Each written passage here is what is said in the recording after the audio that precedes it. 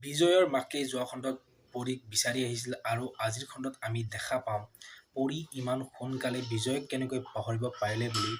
পৰীৰ দেউতাকক সুধিব বিজয়ৰ মাকে আৰু আনহাতে শেখৰক এৰেষ্ট কৰাৰ ৱাৰেণ্ট জাৰি কৰিব ত্ৰিদীপে পুলিচ কনষ্টেবলজনক অৰ্ডাৰ দিব যে শেখৰক এৰেষ্ট কৰিব লাগে কিয়নো খুন নোহোৱা হোৱাৰ মেইন যিটো কালপ্ৰিট সেইটো শেখৰ বুলি ভাবিব ত্ৰিদীপে আৰু তাক এৰেষ্ট কৰাৰ কথা আজিৰ খণ্ডত আমি কোৱা দেখা পাম আজিৰ খণ্ডটো চাবলৈ খুব ইণ্টাৰেষ্টিং হ'ব কিয়নো এফালে শেখৰ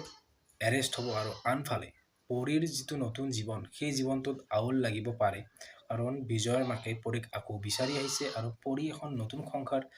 আৰম্ভ কৰিছে কিন্তু সেই সংসাৰখনত আকৌ জোট লাগিব এতিয়া বিজয়ৰ মাকৰ কাৰণে আপোনালোকে চাবলৈ ৱেইট কৰি আছেনে আজিৰ খণ্ডটো আৰু ভিডিঅ'টো যদি ভাল পাইছে তেতিয়াহ'লে লাইক কৰিব আৰু কমেণ্ট এটা কৰি দিব